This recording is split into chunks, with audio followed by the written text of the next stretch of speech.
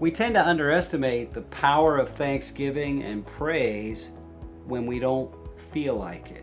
What do you do when you don't feel like being thankful? What do you do when everything's going wrong? Never underestimate the power of thanksgiving.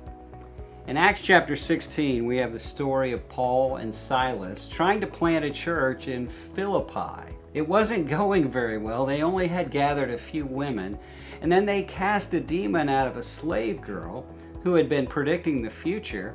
Her owners got very upset, had Paul and Silas brutally beaten, thrown into prison, put in stocks, and they were awaiting trial.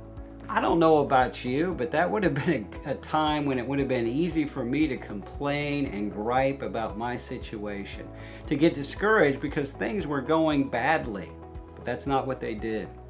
In Acts chapter 16, verse 25, they used the power of praise and thanksgiving when they didn't feel like it.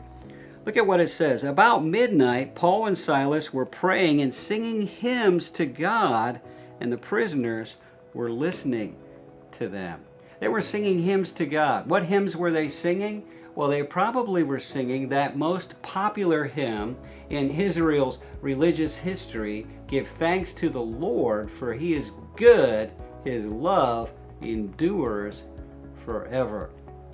Well, they're singing hymns to God, and then look at what happens in verse 26. Suddenly there was such a violent earthquake that the foundation of the jail was shaken, and immediately all the doors were open and everybody's chains came loose. God set them free when they exercised the power of praise and thanksgiving, even though they didn't feel like it.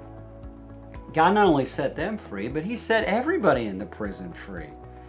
Yay, God. He sent a specific little earthquake just for that prison to do what needed to be done to set them free. But that's not all that happened. When the jailer woke up and saw the doors of the prison open, he was very concerned about what's going to happen. And in verse 29, then the jailer called for the lights and rushed in and fell down trembling before Paul and Silas. And then he escorted them out. He brought them into freedom and he said, Sirs, what must I do to be saved? The power of thanksgiving not only set the prisoners free, but it led to people being saved. The jailer, an influential man in that town, a man that they really needed a man to build this church around, and his whole family. They all came to Christ.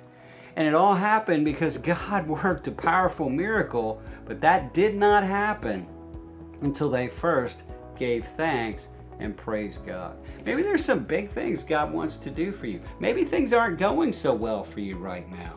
Never underestimate the power of thanksgiving to free prisoners and save souls.